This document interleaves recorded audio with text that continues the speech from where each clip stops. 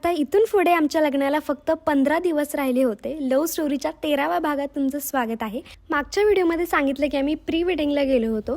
माघारी घरी आल्यानंतर तिथून पुढचे 7 ते 8 दिवस आम्ही फार जास्त म्हणजे घरातून बाहेर नाही पडलो. जे काही शॉपिंग हे सगळं राहिलेली कामं होती ना ती सगळी केली. त्यानंतर 31 तारखेला डायरेक्ट आमची मेहंदी होती. आता दोन्ही घरं जवळ असल्यामुळे आम्ही दोघांनी संगच मेहंदी केली होती. सकाळची मेहंदी काढली, त्यानंतर संध्याकाळच्या टायमिंगला मग शूट वगैरे करायचं होतं. त्यामुळे आवरून मग पुन्हा मागं जो सेटअप केला ना तो सगळं आम्ही घरी स्वतःच केलेला आहे आणि खूप छान टर्नआउट झालं. फोटोग्राफर पण आले होते आणि फोटोज खूप छान निघाले आमचे. मी एकटीनेच नाही तर माझ्या नवऱ्याने पण मेहंदी काढली. ऑलमोस्ट सगळ्यांनी घरातल्यांनी काढली. नवऱ्यासाठी वेगळीच एक मेहंदी असते, मग म्हटलं ठीक आहे तीच काढा तुम्ही त्याच्या हातावर. ॲज युज्युअल खूप छान फोटोज वगैरे काढले आणि आमचा तिथं कार्यक्रम संपला.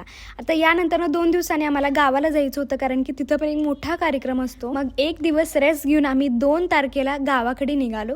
आता तिकडे होता आमचा गावदेचा कार्यक्रम किंवा बांगड्या वगैरे सगळं घालण्याचा कार्यक्रम. 2 तारखेला दुपारचं निघालो होतं. त्यानंतर 3 तारखेला होतं माझी बांगड्या आणि गावदेव. सकाळी बांगड्या वगैरे घातल्या. मी माझी साखरपुड्याची साडी घातली होती. खूप छान झालं. माझे व्हिडिओज वगैरे घेतले आणि तिथेच मी माझी बॅग पॅकिंग करायचा जो व्हिडिओ होता ना, जो की खूप ट्रेंडिंग होता तेव्हा, तो पण केला होता.